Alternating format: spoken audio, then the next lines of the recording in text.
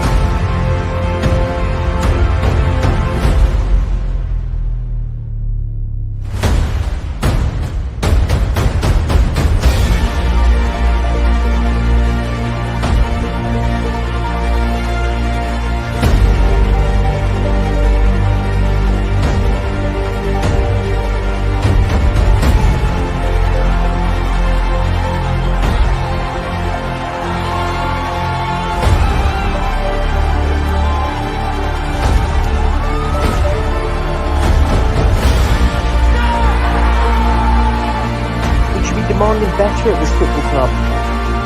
There's a huge difference between being negative and being realistic. I just don't agree with you. You're totally wrong in my opinion.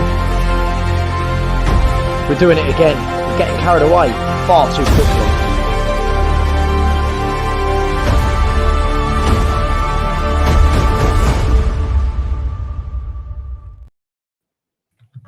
Yes, and welcome to the Spurs review.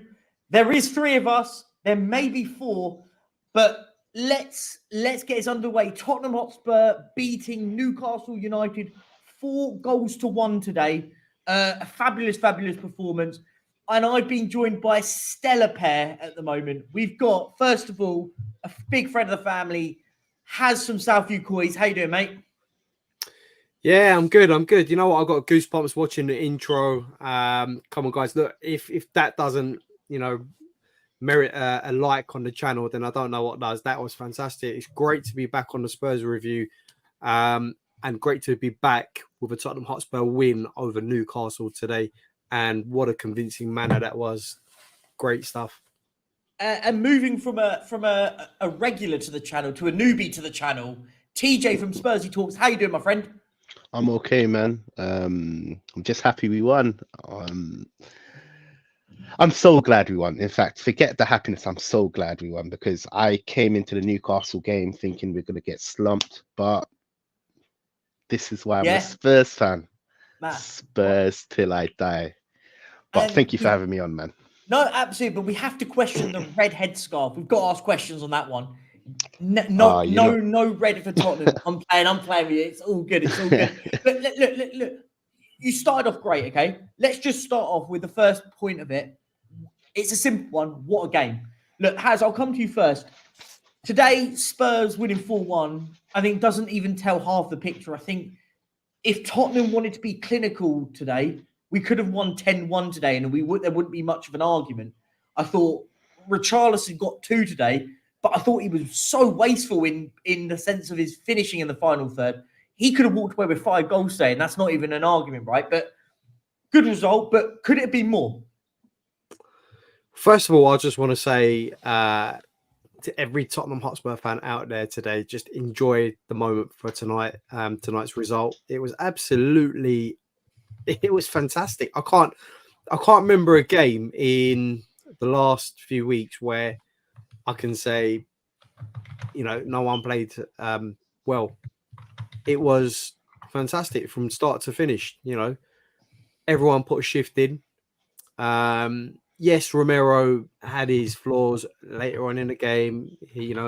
His erratic side coming out again. That's one of the points later. You jump in the gun. We'll talk about Romero. Yeah, later. I mean, look, we are going to get to it, but he's such a character that it has to be spoken about. But look, the performances for me were great. You've got to give a special mention to Richarlison. I don't know if he's on the roster to be spoken about later on, but for me, Richarlison put in the sort of performances that we were expecting of him when he first came over to Tottenham Hotspur.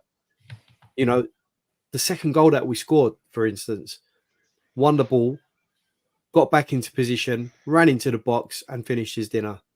And that's all we ask from our strikers. You know, you bring a striker into the club. That's what you want him to do. You want him to fight for the ball. You want him to get into the dangerous positions, and you want him to finish his dinner. Exactly those three things that Richarlison did today. Another special mention, obviously, is Porro today down the right-hand side. I thought he was immense today. Even the last game he played against, was it Aston Villa? No, not Aston Villa. Sorry, West Ham. No, in our last game against West Ham. Sorry, he was brilliant in that game as well, and we ended up losing that game. But for me, it's one of those games now. You know, 4-1 against Newcastle. We have to be consistent. We have to continue in the same vein. We can't win 4-0, 4-1, whatever it is, and then go and lose the game next game 2-1, 2-0, whatever it is. Look what happened to West Ham. Beat us 2-1. Yes, we gifted them the game, but they went and lost 5-0 against Fulham today. Yeah. No consistency. Yeah. No, look, Has makes a good point. Teejay, look, I'll bring you into this one, mate, my friend. Listen, great result today. Amazing. But I said this about when we drew at Man City. We came from behind against Man City, and I said, it's a good result, but if you don't go and win your next game, it becomes irrelevant. Is this now a moment now for Tottenham to bounce on? Like, we've got games in air quotes, what I would say are winnable games. No game is winnable.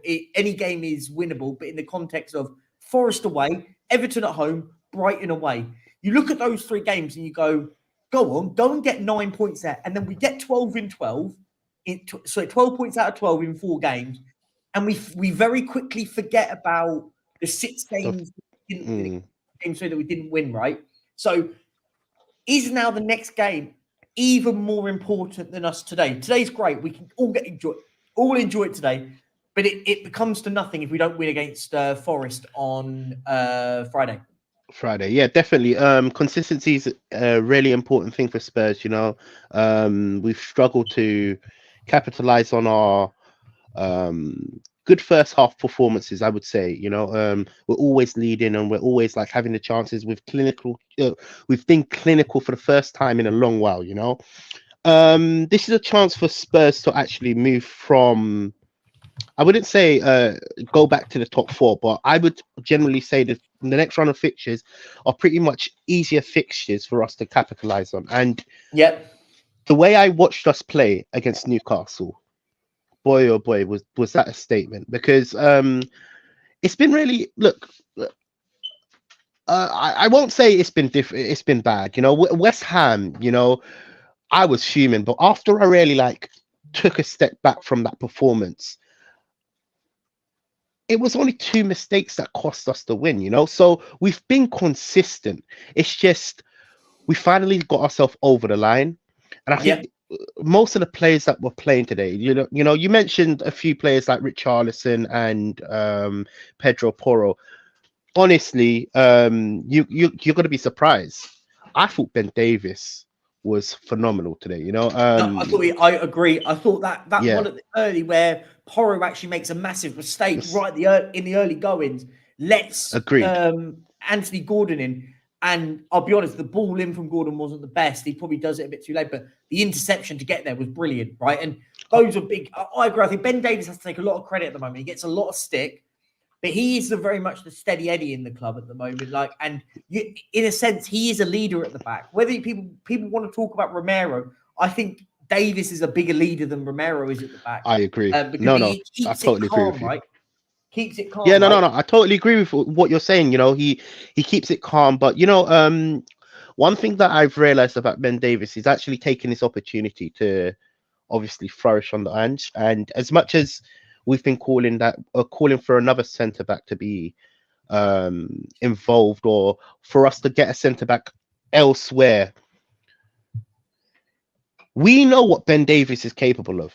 He gives you a 6 out of 10 performance every other game, you know? And for me, I feel like he's a really good bench option, because this performance right here, like Newcastle, you know, I don't think he, if I'm correct, I don't think he done a touch wrong, even a pass wrong. You know, he was solid. Where the more senior centre back in Romero, for me, he had a bit of a fart. But I'm not just talking about that situation. I'm talking about on the ball. Sometimes there was not a lot of things that the centre backs had to do, but yeah, I agree. I just generally felt the stronger centre back was obviously Ben Davies. So this is an opportunity for these players to go off with a bang, you know, and especially with what they've done to us last year with the 5-1 result, you know, that we want to really forget about. This was a statement because I remember watching that game, and you know what? I got to 3 goals, I turned off, and then I didn't want to watch it, you know. So this was a statement, and hopefully Ange builds on it, you know. It's pointless us having all of this possession and all of these chances if we're not going to be consistent, you know.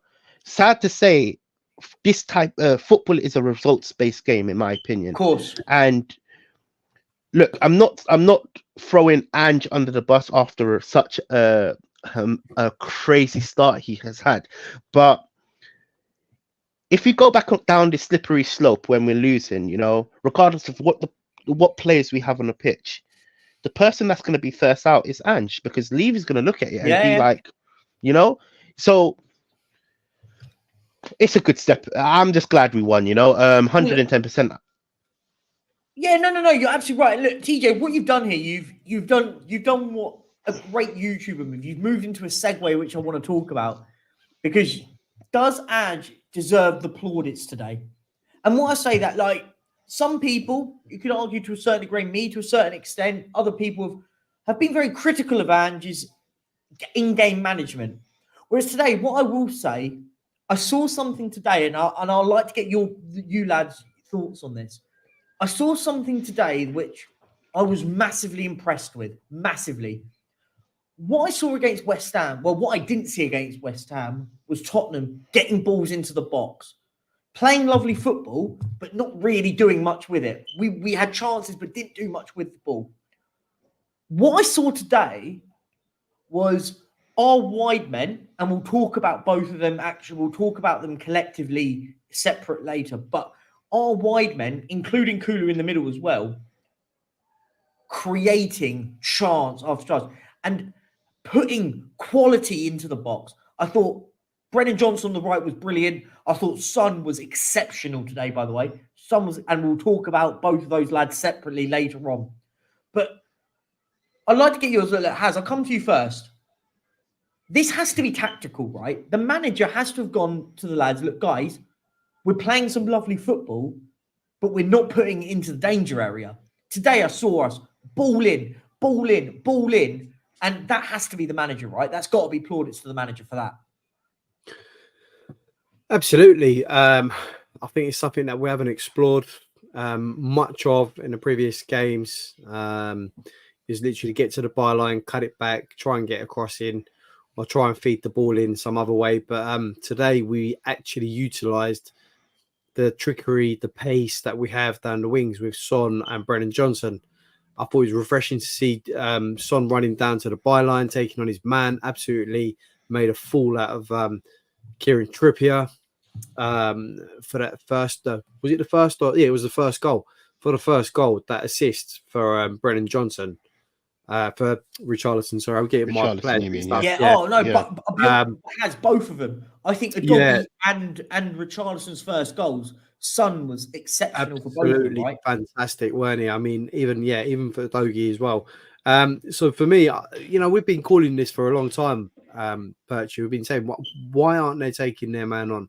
Why are they constantly cutting back? You know, just killing the pace of the game, slowing the game down, allowing the defenders to catch up.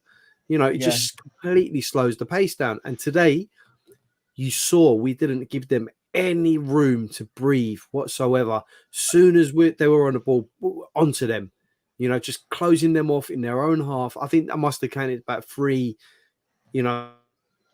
chances where they could have broken away or they broke away from us. But those are the risks that we're going to take with this football. But, you know, we did that against West Ham. the whole of the first half. We just didn't continue in that fashion in the second half. Today, and against Villa as well, the entirety of the game. Yeah. But today, the difference was, I have to say, the difference was Richarlison. He could have had a hat trick today or more. Oh, he could have had 5. I believe it's the personnel, to be 5. honest with you. Yeah, I believe the reason why we changed the way we the reason why he didn't really change much, but the reason why he decided to put Son on the left and Richarlison down the middle, I think has said this a few months back.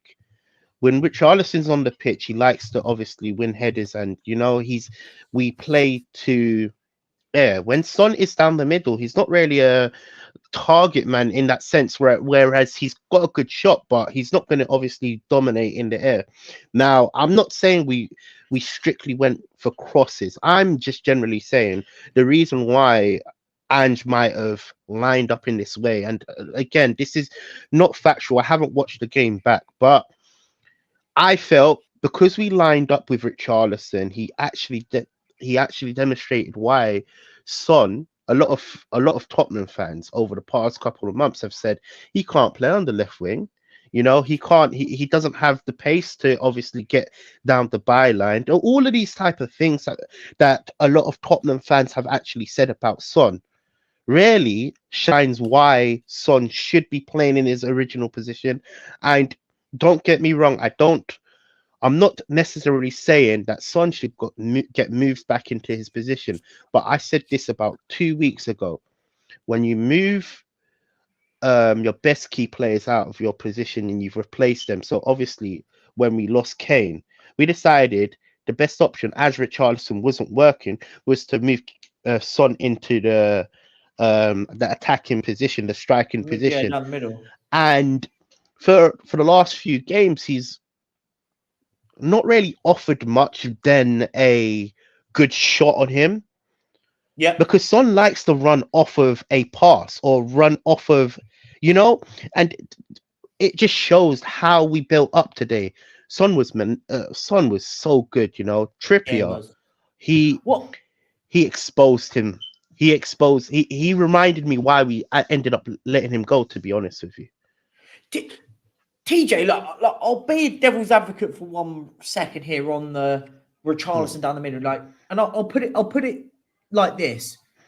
I agree with you, but I think the worry for me was today Newcastle having an absolute shocker of a day and Richarlison capitalising from that. By the way, credit where credit's due, played well in that period, but is it a flash in the pan, or are we going to start seeing this with Richarlison, that we're going to start seeing it more and more, right? That's the key bit for me, because it's all well and good doing it today. But as I mentioned, I think he should have scored 5 today. He had that ball, that whip ball that comes in. All he has to do is get his head on it, and he's getting a goal. And he gets a goal, This was at 1-0. To be fair to him, to be fair to him, I think there was a slight deflection. He was going in one way, the ball went another, and then he tried to change direction, which when they slowed it down. Yeah, but then there was the second one when he should get it in at the back post and kind of does this weird kind of half header, half like volley and stuff. And you go, oh man, gets him his second. Yeah, he scored. By the way, his second goal, I thought he took really, really well. So again, credit where credit's due. But I just sit back and go, my worry is now he's good doing it today. Go and do it against Forest. For me, don't change the team for Forest. He has to start, but he's got to do it again. I see a lot of this where he gets a couple of goals today. Great. We were on the ascendancy. There wasn't that necessarily that critical moment for him today. I thought we could, the scoreline could have been whatever we wanted it to be today. We were that good today. I agree with you. Can I just, before you carry on with what you were saying, you said something really important a few minutes ago. Again, my stance on Richarlison, even before he came to Tottenham, I didn't really want him. But this is not me defining what I want in Tottenham. I generally still feel like we need a better striker, someone that is more clinical, someone that can hold up the ball, and also someone that can create chances. Typically, I know we don't like to mention this name, but Kane. We've lost a good striker, and if we had a good striker with Ange Postecoglou, I guarantee you, we wouldn't be losing the games like Aston Villa, Wolves, West Ham. What Richarlison done today was be in the right places, to be honest with you. And this is not me downplaying his performance, because he did play well. But going forward, do you think Richarlison is the actual striker for our future? Because I struggle to see us line up with Richarlison every other week and get a 9 out of 10 or 8 out of 10 from Richarlison. Look, what I'll do is I'll use your question and flip it back to you, and I'll bring Haz as well into this as well. You both jump in on this one. In January, not too long away, 21 days until 3 weeks today, we'll be walking into a brand new year.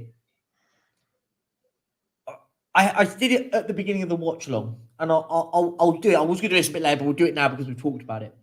I think we've got 3 opportunities to sign players, because I think we'll remove Lloris, Dyer, and Perisic from our registration. So that's 3 players that we've got in, that we'll get in.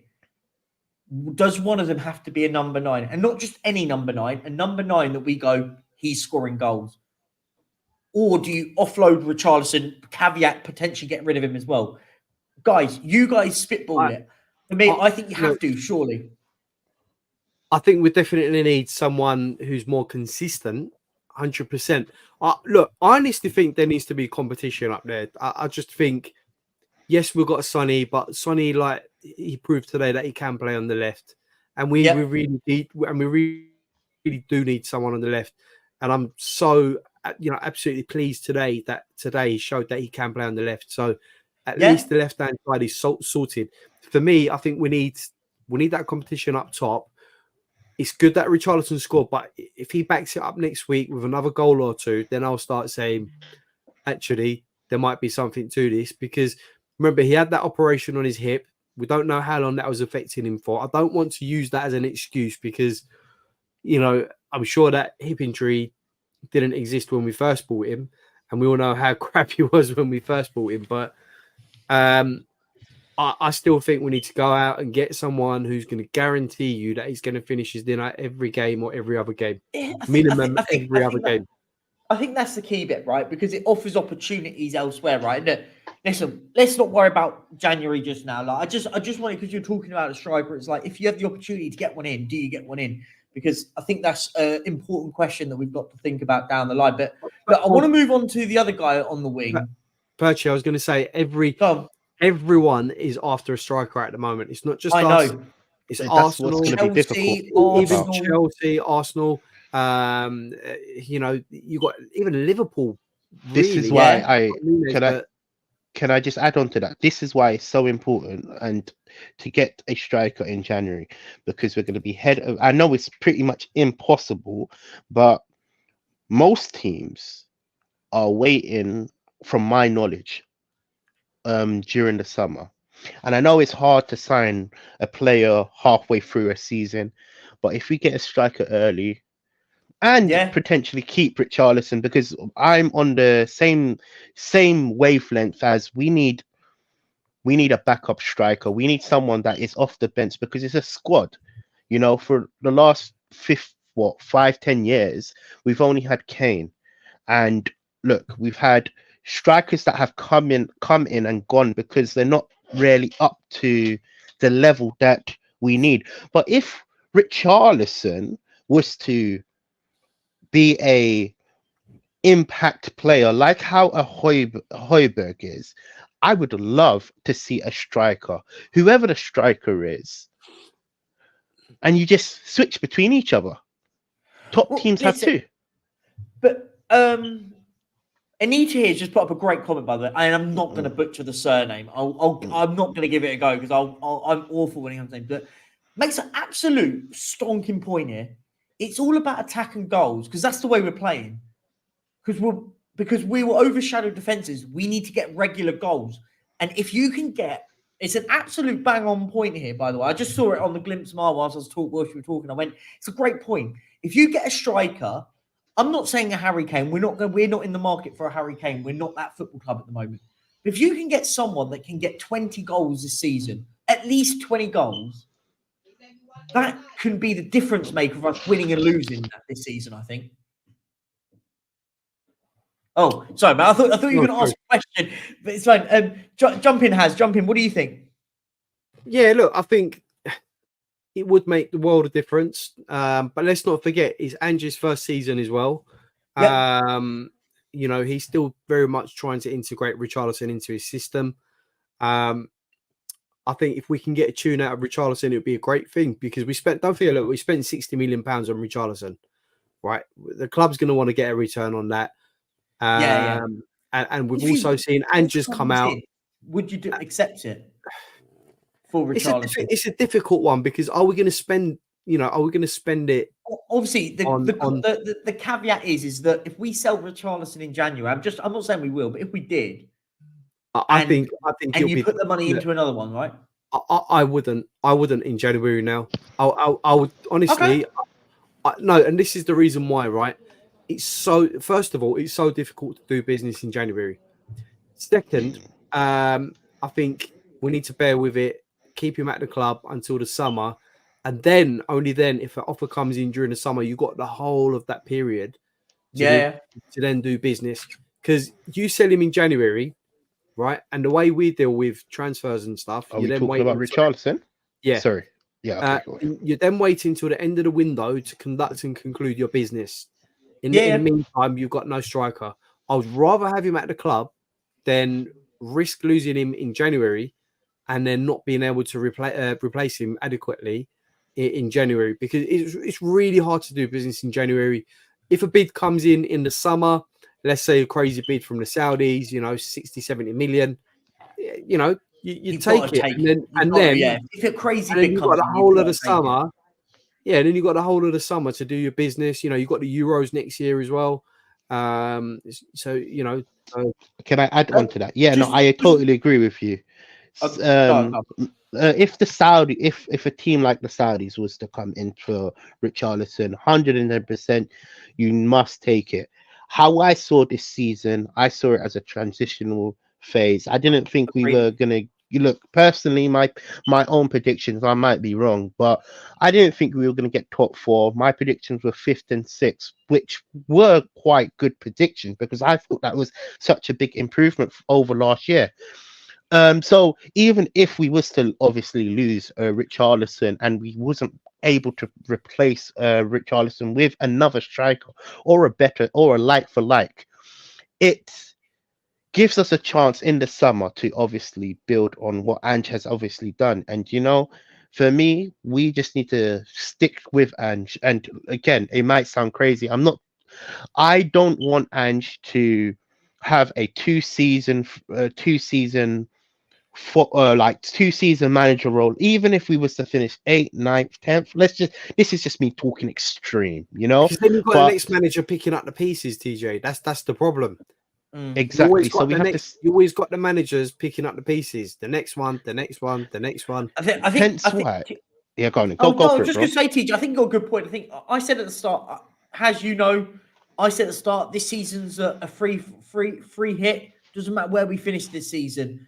I agree with TJ. I think we will miss out on Champions League football. That's not a negative thing. I mean, I think we could sneak in, depending if a few of the boys up above us drop points. I think there's 4 teams at the moment that are probably going to push it. We might get lucky in the sense of finishing 5th and then getting it on that basis, which is good, right? Listen, I think if we play like we do today, constantly, there's no reason why we can't at all. What we have to do is, you got to bear in mind, this is a team, by the way, that is missing Van der Ven, Bentancur, Maddison, Solomon, Perchy. A lot of players, right? We're missing a lot of players that can fair win. One thing I will say, before I do say it, I just want to say a massive, massive thank you to George, who's gifted another sub. He's gifted about 4 or 5 today, so big up, George. And I think it went to Ian Satwick. So big up, George, and thank you very much for that. That's absolute pleasure. Thank you very much for that. It's very kind of you. what I would say, genuinely would say with this is, for me, I want to slightly move on, but for me, on that part, getting wherever we fit, if we get into Europe, I think this manager has done a great job getting us back into Europe with this squad. Massive achievement. If he gets us back into the Champions League, this guy, incredible. I think if he gets us back into the Champions League in the space of a season, fair play to him, by the way. Massive credit to the manager. I will move on for this quickly for a second because I want to move to the midfield because Sarr came back in. And I want to ask you both, Sarr and Bissouma together look like a well-oiled machine. I think Bissouma's been taking a lot of problems. I think he's not been himself since him getting sent off against Luton, which feels like ages away, by the way. But I'll ask you guys. Look, Teejay, you can go. I'll let you go first on this one, my friend. Yeah. Bissouma and Sarr. Look, I think they work so much better together than I think Bissouma has with anyone else, and Sarr with anyone else.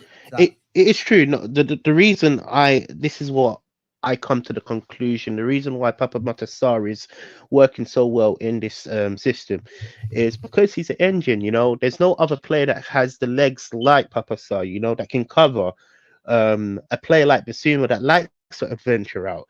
You know, when we're building up, and if you actually watch carefully, let's just say Bissouma has it on the turn.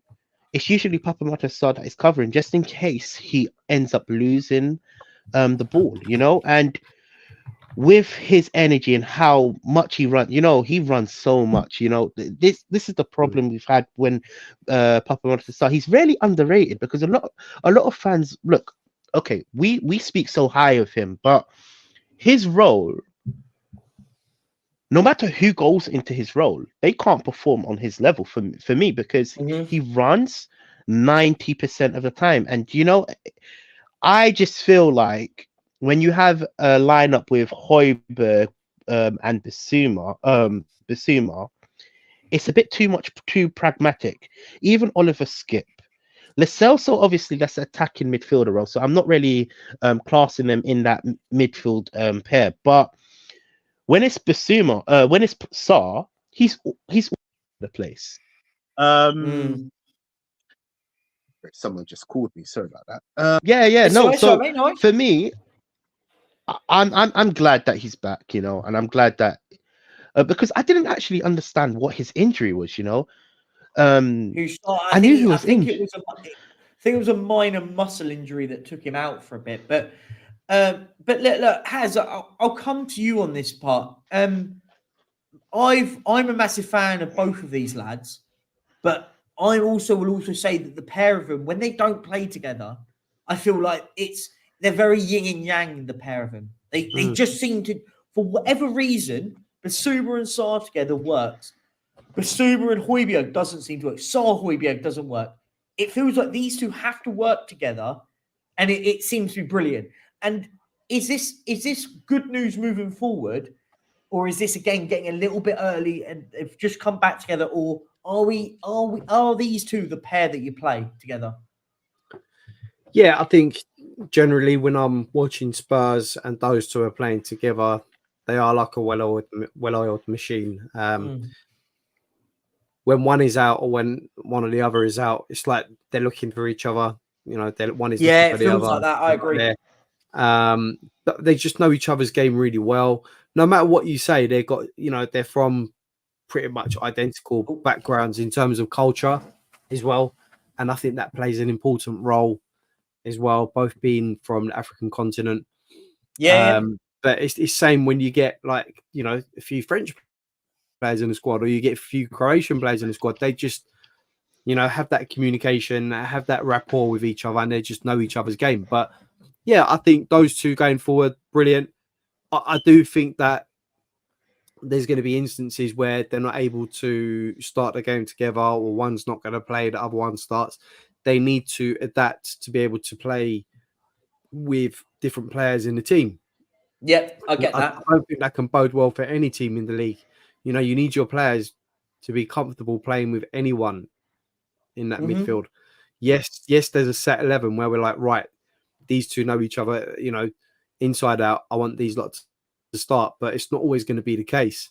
You know, further down the line in the next 10 games, Sarr might pick up 5 yellows, suspended, or he might pick up a red card, suspended, might pick up an injury, suspended. You know, what are we going to do then? So, great point.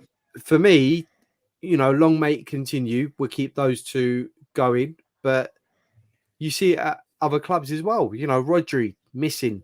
I think it was 3 games he was missing. Look what happened to City. They lost their 3 games that he was missing in. Such a key component to their team. And these players are key components to us. So, look, I think Sarr was great today. I really enjoyed watching Sarr. Bissouma was just doing Bissouma things today, obviously. But Sarr, for me, showed great composure, especially in our own half, playing the ball out, winning the ball. And at times, it almost seemed like they couldn't get the ball off Sarr. I think there was the technical ability from him is crazy. It was amazing. I think it was it in the first half or the second half? I can't remember, but he won the ball. Got it from the corner, right? Yeah. And then he made a great pass as well out wide. I think it was to Brennan Johnson, but he lost the ball. I thought that was fantastic. And you can hear the crowd like going, wow, like clapping him and everything else. Today, he really excelled, I think, and he showed us what he can do. Let's not forget, though, Sarr is only, 20 years old? Yeah. If that? Not even that. Yeah. Is he 19, 21, 22? I don't even think... No, he can't be 22. I think he's 21, maybe. Yeah, he might have just turned 20, 21. He's a young man, you know, playing in an experienced squad. So we need to give him time still. You know, he's not the finished article yet, in my opinion. The problem that can I just add to what you're saying? The problem with giving him time, well, the problem with obviously giving him time, that's going to be taking him outside of the squad. We don't have a like-for-like replacement that can obviously perform Papa Sarr's role. You know, his running is so underrated. You know, his this high line. A lot of people criticize the high line and say we're open. It's most of the time it's him running back that stops a lot of counters and a lot of sticky areas that we could get ourselves in without Papa Sarr. This is why it's so crucial that I don't know, maybe we might have to look in the future and maybe develop another player like Papa Sarr, because he is phenomenal. Honestly, I'm in love with him. Right now, currently, he's my favorite player. You saw? Yeah, he is definitely my favorite player. I think Sarr's a very good player. He's raw. I think what I like about him, I think there's a few of them. I think a doggy falls into that bracket as well. I thought, by the way, talking about Destiny Doggy for just 1 second, I thought he was outstanding today and deserved his goal massively. He worked his backside off, not just attacking, also defensively. So for me, I thought they were brilliant. Them two, Bissouma and Sarr, were brilliant, right? I want to talk about another guy. We kind of moved back. I want to move a little bit back to the front. We've kind of gone a bit in a weird sort of V shape. But I want to talk about this young man, because this young man was getting a lot of stick. Oh, we've wasted loads of money, blah, blah, blah. Stood by my Welsh boy out on the right. Brennan Johnson today. Brennan Johnson on the right is it. That's what I put. Because how much has, again, me and you stream a lot together. How much I said, put Brennan Johnson on the right, and then I'll start judging this lad. I can't judge him on the left because he's not a natural left winger. He's a natural right-sided winger. And today proved everything for me. He was strong. Yeah. His crossing was very, very good today. He didn't get the assist, but I looked at him and went, this kid is doing exactly what this manager wants, and I love what I'm seeing here. Look, I'll come to you first. Yeah. For me, Brennan Johnson today was brilliant. He has to play out on the right, he can't play on the left anymore, surely. Yeah, for me, it's a shame he didn't get on the score sheet today, because I honestly thought that shot in the second half whistled into the back of the net. I thought it was in. I jumped up. He hit the post, by the way, he hit the post twice today. Yeah, I know. He hit the post twice today. He deserved a goal. he was so unlucky not to be on the score sheet. But Yeah, that second one, I thought it whistled in. I did as well. I know it didn't go in, but what a great finish that was. I'm going to say it was a finish because it beat the keeper. It was going in. But look, Johnson, for me, you're right. On the right, we did say from the beginning of the season, his best position is on the right wing. A big shout out to Ashmatic as well. When we done the review, the analysis on Brennan Johnson months ago, we did mention that his best position was on the right. His heat map was unreal on the right hand side. But this lad can do bits. Honestly, this lad can do bits. He's got unreal pace. He's got a good touch. And he's shown that he can finish as well. You know, I think he should be scoring a lot more than what he has been for Nottingham Forest when he was there. I think he will still come good. He's a young man who's playing in a very exciting team and formation under Ange. I think we're going to see the best of him in the coming weeks. Honestly, if we can keep him injury-free, I think his pace and trickery is exactly what we need. Don't get me wrong, Kulu did okay down the right, but it was very underwhelming. You know, he was on the ball quite often, but he didn't really do much with it. Now, you look at Brennan Johnson, right? And, you know, imagine you're at the game. You're going to stand up straight away. What's he going to do? He's going to take his man on. He's going to get a cross in. He's not predictable. That's the word. Some of the crosses he put in today, I was like, yeah, that is exactly what we need. Crossing left, right. It was literally bang, bang, bang. First time crosses and everything else. But look, aside from Brennan Johnson, though, I thought Kulu did really well as well, playing down the middle. Yeah, I thought Kulu in the middle. I'm really, really happy that he got. I mean, look, Lo Celso come on in the second half and everything else. But for me, Kulusevski played absolutely fantastic today. He was driving forward down the middle. His link up with Son, by the way, in that first half was outstanding. Yeah, it was. Him, Son, and Udogie. I thought the three of them they were making passes. People do not get. I'm not getting carried away, but that was the sort of passing you saw when Barcelona used to play. That one touch, they're enjoying their football, and you go, "Wow, this was something special." The key is they're enjoying their football. As you can see, they're moving the ball fast, and they're all performing at a high level. And when you're enjoying playing at this high level, you're going to want to do these passes. Can I just add something on Brennan Johnson? For me personally, the difference between Brennan Johnson and Kulusevski is the predictability. You know, he looks like a runner that is going to run at your defender, where Kulusevski, for whatever reason, he is really slow. And surprisingly, he does the same thing, caught on the left foot all the time. And again, you know, it comes down to what Ange really needs, because he really needs someone to take on your man. And we haven't seen it. Well, we have seen glimpses of it through this season, but really and truly, we've been the weakest area on our pitch, even when we were winning, was down the right side, you know. And I think we've solved that issue. I'm just hoping now Ange plays the same lineup and carries on playing these players in these positions, because it's all good for you to say Brennan Johnson's best position is on the right, but if he keeps getting played all over the gaff, you're never going to get consistency. Agree. You know? I agree.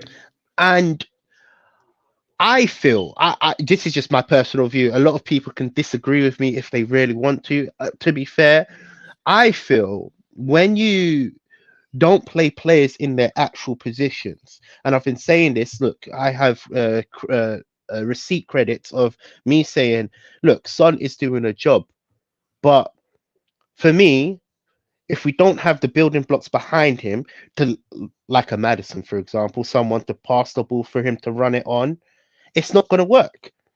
So I'm a big believer in play your best players in the right position. And with Brennan Johnson, he's playing in his best position, so you can see he's thriving. And you know what? One thing that we kind of look away from. If you look at all them players' faces, they're all smiling. They're enjoying their football. Yeah. Because they're playing in a style Not like Conte, not like Mourinho, where you're soaking up pressure and breaking on the counter. You're playing football. You're playing what football is meant to be football. We all fall in love with football, and this is the reason why. And yeah, that's just my intake with Brennan Johnson. Kulusevski, the problem we're going to have with Kulusevski is when Maddison comes back. Because then when Maddison comes back, where are we going to look to play Kulusevski? Well, Teejay, so you read my mind. It was exactly the question I was just going to ask you guys now. What do you do now with Kulusevski? What do you do with him when James Maddison comes back? I don't think Kulu's been good enough to go, he's better than James Maddison. But what happens? Could you play both of them and play? Yeah, but this is the great dilemma that clubs like Liverpool have. Look at they've got about 6, attacking players. Where does one go when the other's playing well? It's a good dilemma to have. Of course. Oh, it's a great dilemma. You want to create playing well, right? Before we were saying, well, we only have Maddison, and if he gets injured, we're screwed. But what if now we've got Kulu and Maddison? Yeah, you've got options now. You've got options. Agreed. Now. We can't. That's the beauty of it, right? We now can't say, what we're going to do with Kulusevski. It's a team game, guys. It's a team game. Yeah, It's healthy competition. If one is playing well and the other one can, because let's not forget, Ange likes to play high pressing football, which is physically demanding. Players get tired around about the 70th minute, whatever. What a great dilemma to have. Not even a dilemma. What a great option to have to say, 70th minute, Maddison looks a bit tired. Right, let's bring on Kulusevski now. And you could continue in the same vein.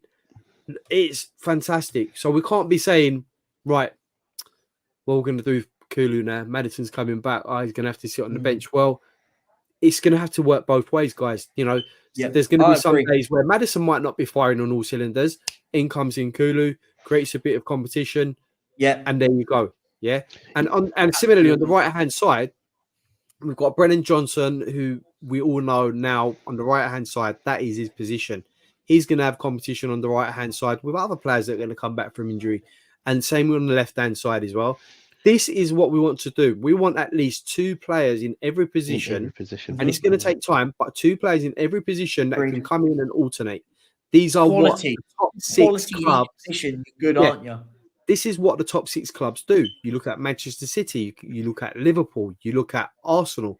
Most of these clubs have like-for-like replacements or good enough to sort of replace the players coming out. So, I think it's brilliant. I called it, a while back as well. I know Has did from Spurs as well, was a big advocate for Kulu moving in the middle. Yeah, I was as well. Every single street. I know Sav was as well. Sav said it all. He said he can't play him out on the right. It doesn't work. I agree. Teejay, before I come to you, I just want to bring up this super chat. Yeah, go for it, bro. George has come in with £10. Get yourself and Susie a drink. Big up, George. Perchy, can you shout Haz's channel, please? Of course I can. I was going to do it actually straight away after this, and you put in the super chat as well. So much love. So guys, go over to Southview Coys. They are live right now with this stream. So there is about 120 of you watching it on Football Heritage TV and about 11 of you watching it over on Southview Coys. So guys, make sure you are subscribing to both channels. Make sure you're coming over to Football Heritage TV and subbing here. Make sure you're subbing over on Southview Coys. And also, don't forget to go and subscribe to this man here, Teejay.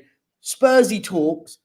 I think you're at about 500 subs. Yeah. So I've had a rebranding of my channel, to be totally honest with you, because I've been doing a lot of things on Southview.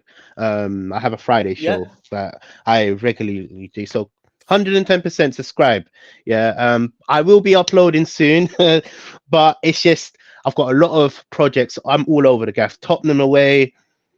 So I just don't have no time to actually jump on my channel. Teejay, what I'll say, there's 131 people watching right now. If at least a few of you can go over there and subscribe to Teejay, go and spread the love. I always say this, go over and help all of the YouTubers across all of the Tottenham platform. Everyone works their absolute backsides off. Loads of people have full-time jobs as well, and they do this as a bit of fun and a project, but it does take a lot of time. So yeah, please make sure you go over to Southview Coys. Make sure you go over to Spursy Talks for Teejay as well, and subscribe all across it. And obviously, don't forget to subscribe here as well. We're on the road to 12K again. But we are going to get there. We will get there. Yeah, listen, make sure you go over there. And look, Teejay, if you send me the link and stuff, I'll make sure. And if one of the mods can put it in the chat, and make sure you guys are spreading the love all over. And look, support all of them. Let's make sure we get a few subbed over to Southview Coys. Make sure we get a few over to Spursy Talks, and then we shall get on with the next topic, because I want to talk about this man. Romero. Is Romero lucky to not get a red card? Ooh, Now, yeah. we all, let's be fair, we all went over and saw the tackle. I went got red card. I said, they'll show him a yellow and then they'll VAR it and he'll get a red card. And the reason why I brought this up, what I would say on this, and a key point on this part is, if he'd got a red card, he doesn't miss 3 games, he misses 4. A second red card is 4 games suspended. Now, what I would say, because I know a lot of people, and Jacob, obviously, by the way, Jacob is on the thumbnail and stuff. He was meant to be here. He did have an emergency. Reason why, because I know he loves Romero. That's big up to Jacob. Big up, Jacob. He had a bit of a family emergency, so he can't make it. He did say he'll try and make it if he can make it back. If he could make it back, but I don't think he's going to be able to. So, obviously, yeah, guys. Also, don't forget, go over to United Spurs of America and go and sub to Jacob and send him some love. Like, he had a bit of a family emergency, so he couldn't make it. That's why we've just become the 3, and it was literally he missed the second half because of it. But look. What I will say, like, I only did that because I know he loves Romero, but I kind of wish I could have this conversation with him and stuff. But look, what I would say with this is I think he gets away with that red card, because I looked at that and went, that's no different to his one he did on Enzo. I think anyone else, if people disagree, man,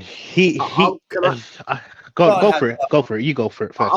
Look, yeah, sorry, Teejay. I was just going to say, I thought it was studs up when he went in. I just think the one on Enzo was a little bit higher up, and this one was sort of going downwards rather than upwards. And I think that was his saving grace today, was the fact that it was much lower, and it was on the heel of the player rather than on the shin or anything. Because when he was on the ground though. But he was on the ground. He still clipped him, even though he was on the ground. It makes no sense. It's red card. He got back up. He got back up. He saw that, I think it was Callum Wilson. He saw that Callum Wilson was going to run with the ball towards goal. So he got back up straight away. It's almost like he put the challenge in to stop him from making the run. So I'm not saying it was right. At the end of the day, if it happened against us, we'd be saying, that's a red, that's a red. We'd be shouting from the rooftops. We'd be like, Fabian Schär done that on Sun, we'd all be going, he should be sent off here. Yeah, absolutely. Right? I think we have to be fair with it. He gets away with it, right? He's lucky. I think he does. In today's game, I think he's very lucky that he did it, because let's be honest, and Teejay, no one. I can't. You know the thing. The thing with me in it. Interpretations are Teejay. Maybe my emotions are still boiled after. He's just costing us a lot of drama, you know, and I'm now jumping on the bandwagon where I'm actually starting to feel like we might need to. It might sound crazy with the back line we've got right now, but we need to look to replace this hothead. I would. Do you know what? I wouldn't say replace, because I think there's a good defender there, a good defender, not a world-class defender. I think there's a good defender. He's got great qualities. He's got great qualities. But do you know what? The one thing I always say this: you could be the best defender in the world, but if you're suspended, what's the point? If you're suspended, what's the point? If he misses game after game because of suspension, and by the way, if he gets booked against Forest, he misses Everton, by the way. If he gets another booking. He honestly he cost us so much, you know. When he got that red card, no, was it suspension? And he was out for what was the game? Was it Wolves? Chelsea. Yeah. When he got a 3-game ban. Yeah, he got a 3-game ban for it. if we had a player like Romero, look, for me, I'm a bit done with him. He just has a hot head, and you can't predict when he's going to lose his fuse. And you look, it's not even like we were losing the game. Do you get where I'm coming from? I think it was like it could hit me. Like, sorry, I don't mean to interrupt. Go for it, bro. Yep. You make a really good point. At this point, by the way, we're 4-0 up, or was it? No, so we were 3-0 up. I think at this point when it happened, you're 3-0 up, comfortable at home. And listen, it didn't happen. So great news, it didn't happen. He could see it if he sees a red card against a team like Newcastle, and you already look at and go, well, that's just ruined the great game, right? We'd have gone on and won the game regardless. We'd have won the game at 3-1 up with about 10 minutes to go. But you just go, did he need to make that? I think that's the key bit, right? Listen, people in the chat, I love it. Like you guys in the chat, I love the agreeing and disagreeing in the chat. I love that. Like some thought it was a red, some didn't. But I think Christian Romero is a very good defender. But again, no. I'm not turning my blind eye with his technical ability. He's a really good defender. It's just he's got this trigger in him, and it's frustrating because it cost us so much. Let's just say he did get the red card. We're back with Emerson Royale and Ben Davies. And again, Ben Davies played well, but do you see how much it's difficult, man, because I just feel like it's in his nature. And you get them type of players that play with this type of aggression. If you take that aggression away from him, he's not going to be Romero. So a bit of me is saying, you know what, look, this is what you're going to get with a player like Romero. But then a bit of me is saying, where I really want us to be solid at the back and not make stupid decisions like that. Where put it for me, look, if I was in the back, maybe look, I'm quite big in it, I'm probably covering him, to be honest with you. But if I'm 4-0 or 3-0 up, I'm not going to ruin the chances. And this is, look, again, we played well against Newcastle, but it's Newcastle. They're still a threat. 10 against 11. Do you get where I'm coming from? And the game could have swung a different way. But that's just my take, man. I'm just a bit. No, listen, I get it. And listen, like, big up to the guys in the chat. Like, listen, it is opinions, right? I think the key bit here is I don't think it's necessarily an overreaction. I think people sometimes say it's overreaction. For me, the question is all we're just saying is it would have been a bit of a sour taste at the end of the game if he gets a red card and he would then miss Forest, Everton, Brighton, and I can't remember who would be the fourth game. He'd missed 4 games. Listen, it didn't happen. I think the key bit it didn't happen, right? So the positive side, he didn't get sent off, but you kind of want someone like a Heung-min Son to go up to and go, look, mate, look, you don't need to fly into every single tackle. But you don't even need a but sorry to cut you out. You don't need a Heung-min Son because he is our vice captain. He should know this already. Do you get where I'm coming from? This is a person that all these players are looking up at. And maybe I'm overreacting and maybe my opinion is quite strong on this, but these small errors that I'm calling it brain farts because it's happened many times. We can, it happens so often that we can actually remember different times. Cucurella, the hair pull. Think about it. That's just one memory I have of it. When you don't need to pull the hair. The thing is, though, like, no, but go on. Sorry, you jump in, mate. You look at players like Roy Keane back in the day, who was doing far worse than what Romero is doing now, and he was considered an enforcer, one of the greats of the game. True. Unfortunately, you just can't do what Romero is doing in today's game. If he was doing it back when the likes of Vieira, Roy Keane, Vinnie Jones, he would have been regarded as one of the greatest players in the game. And I honestly believe that. It's just that the way he's wired at the moment, You know, you just can't do it in the modern game anymore. But we all know what Roy Keane was like. You know, that Haaland challenge, you know, that would have been possibly more than a 3-game ban in today's game. You'd have been looking at a very lengthy ban, you know, for endangering your opponent. But then, what happened to him back then? Didn't even get sent off. Yeah. Listen. This is the thing, right? I'm not, guys in chat. I'm not sitting there saying that we need to get rid of him and stuff like that. But we're just talking about the moments of the games, right? That was a moment in the game, and I think if he got sent off, we'd all be sitting there going, "Well, that was a sour taste to the end because we've been brilliant today." And by the way, he'd been brilliant up to that moment, from my opinion. I thought he was brilliant today. Yeah, I thought he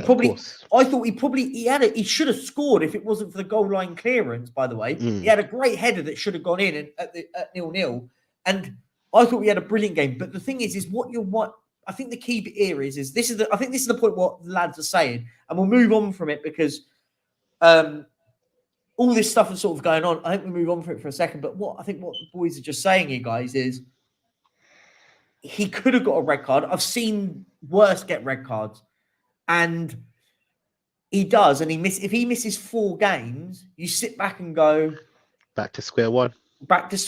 And then look, we all talk about how great Romero is, and then he gets sent off, and then Emerson Royale goes in at centre half, and we all have to go. Like, do you know what I mean? So you've got to take it all into account. But I think Phil Coy's putting a great point into the chat as well. We need cover. That for me is imperative. 1000%. We need centre half cover. That I think is at the start of the season. Attack, we do. Yeah, totally agree. At the start of the season, I said Levy made one critical mistake, and I've stuck by it. A lot of people have disagreed with me, but for me, this is how I feel, and you can agree to disagree. But we should have had 2 centre backs with Tapsoba and Van der Ven. Look, okay, now we know. Obviously, Ange wanted Van der Ven because a bit of research at Celtic, he really wanted Van der Ven, you know. So it was a sold deal for Van der Ven, but it doesn't still. I felt like we needed 2, and 2 would have been the perfect number because, really and truly, when Romero and Van der Ven gets injured, we're left with Dyer, Emerson Royale, and who else? Davies, yeah. And then, okay, cool, you got the youth, but really and truly, you shouldn't have to look at the youth. As much as you're going to give opportunities to the youth shouldn't really be in your mindset. You should look for your senior players. And that's where I feel like Levy has obviously gone wrong. Again, look, I don't know the finances behind all of our transfers, but over the last 5 years, I've kind of like got an understanding. He goes to a club, they want 40, he offers 25 and gives them a Kit Kat, and we don't get the player. Again, there's more to the transfer, but I feel like we need to start really thinking about. When I say getting replacements, I don't mean replacing these players. I mean getting cover for these players. Yeah, because we're so limited at the back. Our back line. No, I agree. Awful in a sense. Our back line is awful. Apart from our starters. Yeah, you take out the 4 that are there, and you go, what? We've got a back 4 of what? Like, you've got a great point. I think that's the thing. I think defensive cover is really, really, really important for us. Look, we're going to go for another 25 minutes, and then everyone's going over to watch Henry, Sean, and Big Dave, the Irish Hotspur. Love these guys. Love those guys. Because they're going to go live dead on 9 o'clock. So look, let's have a little bit of a talk about the future. The future that holds under with Ange Postecoglou and Tottenham Hotspur. Look, the immediate future is we've got another game not too long away. Friday night, early kickoff. Now, I'm saying this in the sort of context of it all because we now play back-to-back again. We did this before where we played on a Monday, then played on a Friday, right? Where we play twice before anyone else plays. Now, I feel like I say it all the time. Does Forest now become must-win again? Because we had that bad spell. We got 1 point in 15. 1 point in 15, not good enough. Whatever anyone says, that's not good enough. Now, go to Forest, who aren't in tremendous form, really. They're struggling to score goals whilst they haven't got Taiwo Awoniyi up top. Let me know. Look, Teejay, I'll come to you first, mate. I'll come to you first. Lineup, I think we touched on it earlier, but let's talk about it now. Surely in the lineup now, it has to be exactly the same, right? I agree. The consistency has to be the same with the players that we saw on the pitch. They still have to be thrown into this game. And just to answer your question, is it a must win? 110% against Nottingham Forest. You expect, I'm sorry, as much, no disrespect to Nottingham Forest. For me, that's 3 points. Anything different, anything, even if it was, we didn't have our core base players, I'm looking at Nottingham Forest and looking at their situation and saying that should be 3 points. I'm hoping that we build from this experience from Newcastle. I'm hoping that we go with the same mindset. We go to kill the game off. You get the first goal, you get the second goal. I'm hoping that happens. My only concern for the Nottingham Forest game, by the time we play them, I feel like my friend has a bet that their manager's going to get sacked, because then they might have a manager bounce. I'm not saying it could happen, but you know the honeymoon period. When you're up and you've got a new manager, all the players want to play for their spot and all the players want to give 110%. Because you know the future is bright. Well, at the start, you believe the future, I can get my space, So it is definitely a must-win for me. The only concerns I will have is, and it might sound crazy that I've just said, play the same team. Papa Sarr. Now, he's just come back from an injury. Yeah. Are we willing to risk throw him into the deep end? Because we saw as much as him and Richarlison came off early. They both have just come back recently from injury, right?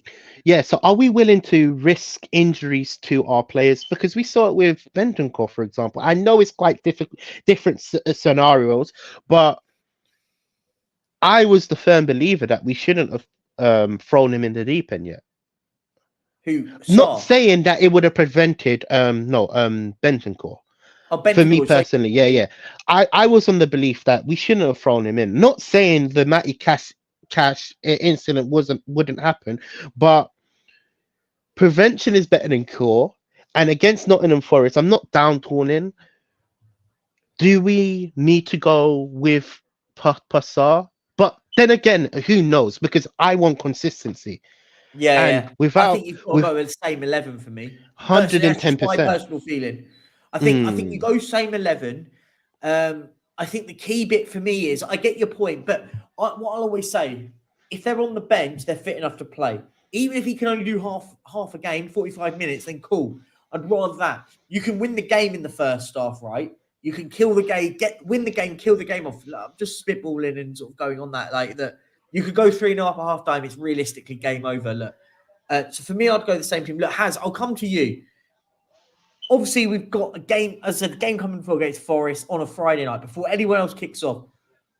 We win it. We go equal points with Manchester City before they even kick a ball, who are in fourth place. They're in fourth place. Surely that is a must. If we win that, I'm not saying about put the pressure on and stuff like that, because what you want to do is you want to keep up with those top four boys as long as you can, right? Keep winning games and keep getting in that around it. And then you'll find out in March, April time, if you're there or thereabouts to be in Champions League. You'll find out if you're in that conversation or if you're just a bit too far off. I think what we're beating Newcastle, we pull a bit of a gap from them. Man United losing on the weekend. So what you're seeing there, I think Brighton drew. So you're seeing a gap now starting with what we want to be. We want to be in that top four branch than being with the lads that are sort of 6th, 7th, 8th, right? So I think it's a big game for us if we win first before anyone else. Yeah, it's a massive game. And again, we went on a run of 3 or 4 games on a bounce, losing games. And I think now it's about time we picked up the pace and showed some sort of consistency, you know, picking up more wins like was earlier on in the season. But also, like you said, it's about keeping pace with that top 6, top 7 teams up there. We should be looking at Nottingham Forest and thinking, yeah, we can turn them over with the style of play that we have, the football that we're playing. You know, Nottingham Forest, for me, should be a game where we look at it and say, right, we can get another 3 points here and move on to the next one. I don't want to see us go to Nottingham Forest and lose 1-0 or you know, a scrappy game where we lose the next game and then we're back to square one again. You know, I honestly think we need to show some sort of consistency. And I would also take on the same team or take the same team to the Nottingham Forest, start with the same team because that builds, you know, consistency, momentum, and momentum. You know, if you're chopping and changing the team all the time, I just think it doesn't work. We saw it so many times where, you know, different players starting on the left, different players starting in the middle. Let's see what Kulu can do for the next 3 or 4 games down the middle. Yeah, is it a flash in the pan against see Newcastle? what Richarlison can do down the middle. For can he do it? Yeah, or see what Richarlison can do up front on his own. Yeah, you know, I just think momentum at this time, you know, this time of the year is really, really important because if you go on a run where you're losing the next 3-4 games during the Christmas period, you know, you go from there down to there. So I think to keep pace with everyone is absolutely imperative that we continue. And yeah, like this, I think you're right. I think it's something Sava really talks about a lot. He calls it the 3 games, right? 3 games can be a difference between finishing top 4 or finishing at the moment 9th. I mean, 9 points is a massive points tally, right? Dropping 9 points out of 3 games can be the difference maker. Just look at us, by the way, in context to us getting 1 point in 15. In 1 point in 15 was a difference from us being top of the league to being 6 points off the top. And click of a finger, just like that, right? Click of a finger, right? So, look, I think there's not the next, and I think the key bit for me right now is there's so many games of football now up until the new year. Up until the new year, this is the busy period. I think it's the period that Spurs weren't really ready for, in a sense, because you're playing week in, week out, right? Even the lads in Europe are having to play a lot of football. So Spurs are going to be having a lot of football now that we've got to find the way of getting these results. And listen, you could go through this Christmas period now and go, hang on a minute, we've just got 12 points out of 12 in the next 4 games, including today. So the next 3, Forest, Everton, Brighton. You go, hang on a minute. That's what I want to see. We're getting consistency, as has said. I think that's so vital because there's nothing better winning games of football when you've got a weakened squad. You sit there and go, look, we're missing the likes of Maddison. It gives you belief to go, do you know what? Maybe there's some of these squad players or whatever word you want to call them, B players, whatever you want to call them, backups, again, whatever buzzword you want to use. If they're getting results and playing like they are to do, when the better players come back in, listen, we'll be purring, right? We'll be purring. And this is the thing. We'll have, you know, if we get some good results in the next 3 or 4 games, like, you know, what you're saying, we'll have done this without 3 of our most key players, right? Maddison. Do you feel? Can I? Sorry, I was talking about. It's fine. Yeah, go on. Yeah, no, go for it. Go carry on. No, I had like, you know, my brain had a like a light bulb. I was just about to say, do you feel Ange is still trying to figure out what his best 11 is? Because all of the movement around the top half of the pitch, I'm talking about the attacking midfielders and the strikers and whatever, you know. Do you feel like he still hasn't got understanding, or do you feel he's just going by with what he has? Yeah, I think is that for both me and Perchy, or yeah. That's I just want to know your opinion about that. Like, yeah, just a general question. No, I think he's too early into his tenure to know what his real best 11. I mean, in this point in time, he probably has an idea of who his best 11 is currently. But going forward, if you look at the team of United back in the 90s, early 2000s, they knew what their best 11 was. Yeah. For years.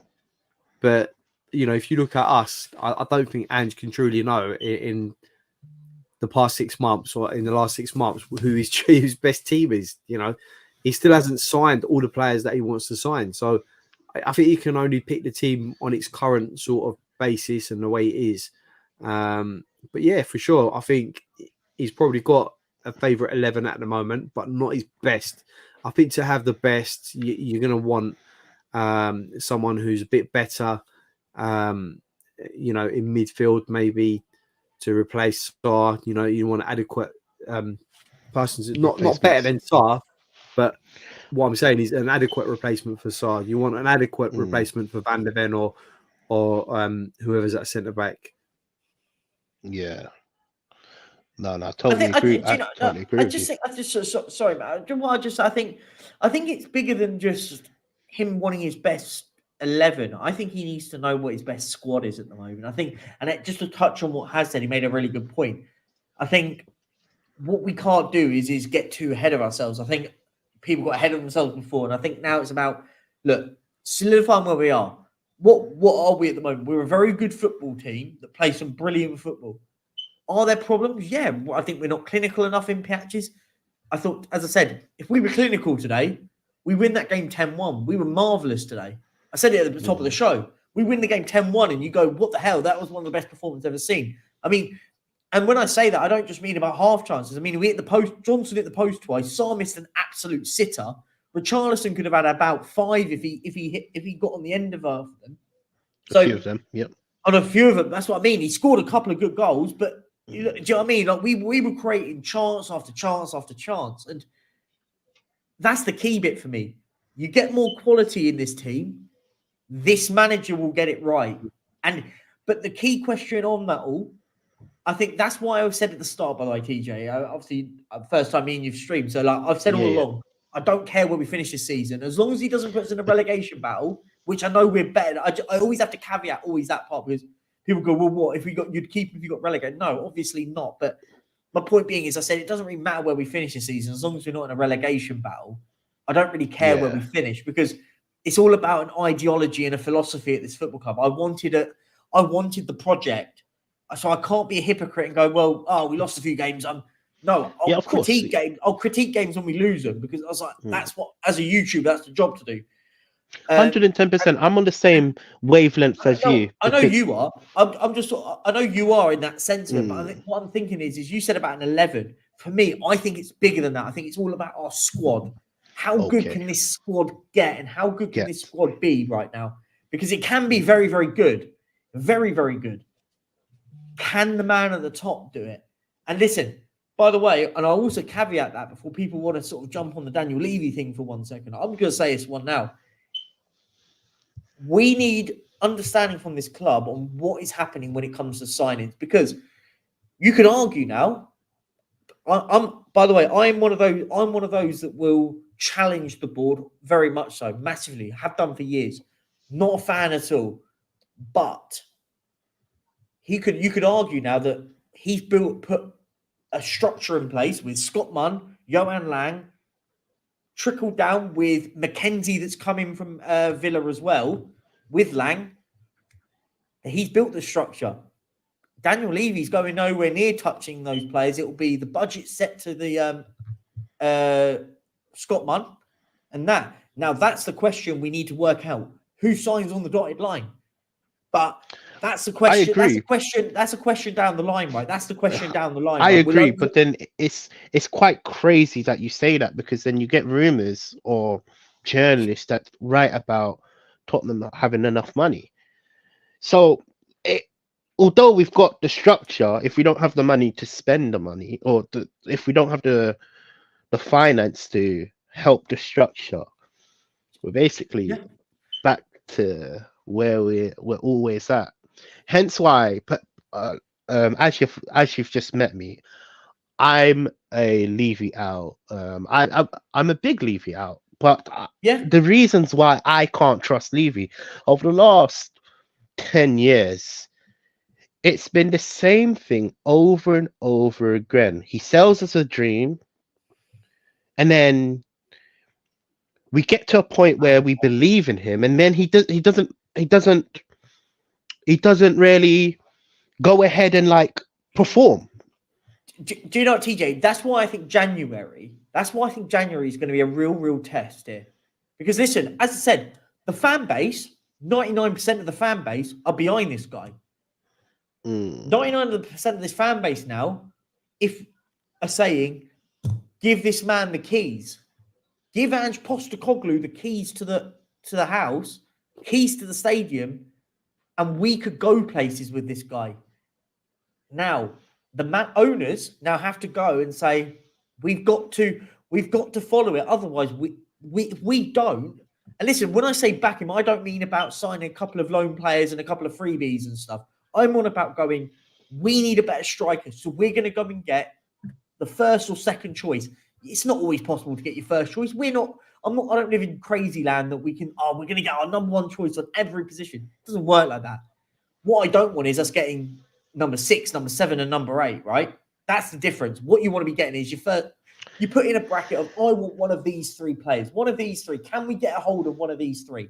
Yeah, we can't get that one because he's just signed a new 6-year deal, but we can get this guy 100%. So I think, look, I don't really want to sort of talk and waffle on about Daniel Levy and buying players, but for me, this is the manager for me that I love the style of football. I love what we're doing at the moment, but it's all about long term for me. I'm not judging what happens now at the moment because I don't think we are at all with the squad right now. As a squad right now, we need to get better. The club have given him Fraser Forster on an extended contract, so that's a start. I honestly started on that one. Look, I thought when I first heard about it, and then I saw the photos, I thought it's a joke. Like, we should be looking up big and better, especially for us now. We're in a new era, a new phase.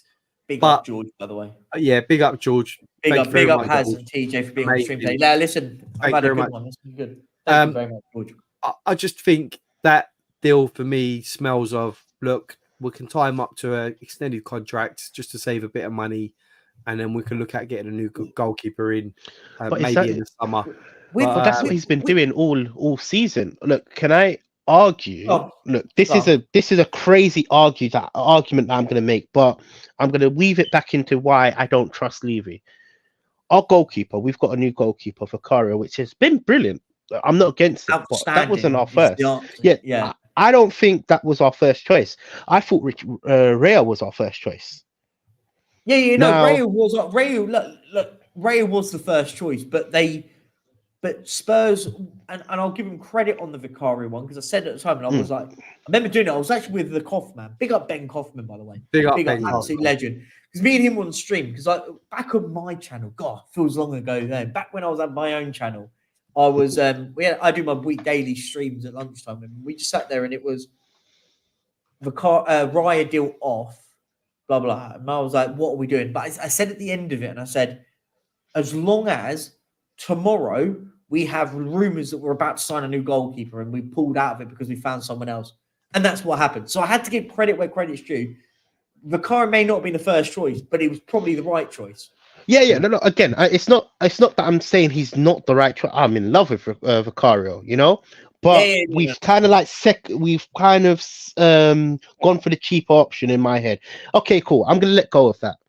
Now, Tapsoba, we were chasing Tapsoba all before Van der Ven was linked. I will tell you this straight because I was doing a lot of transfer news on my channels before I reorganized my channel. But we were chasing Tapsoba for a long period of time, and then boom, we went for the second option in Van der Ven. Yeah, really good signing. I'm not saying that.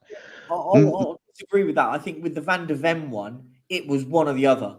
It was whichever one we want to get. But why one or the other? Why not both? Because we weren't going to go out there and spend that sort of money on 2 centre halves, whether we like it or not. By the way, agree or disagree, we were never going to do that. It was always in the public eye. When we say about both, it was always, and credit where on the journalist said, it is always Spurs are going to sign either Van der Ven or Tapsoba. It was always like that. When we said we should have got both, yeah, I agree. We needed two, but we were never getting two. It was always going to be one. Also, I just want to say we are going to have to wrap up in a few minutes. Definitely. So look, so I do just want to slightly move on quickly because I just want to I want to make sure you guys are subscribing to these amazing people. Make sure you go over to Spursy Talk Show.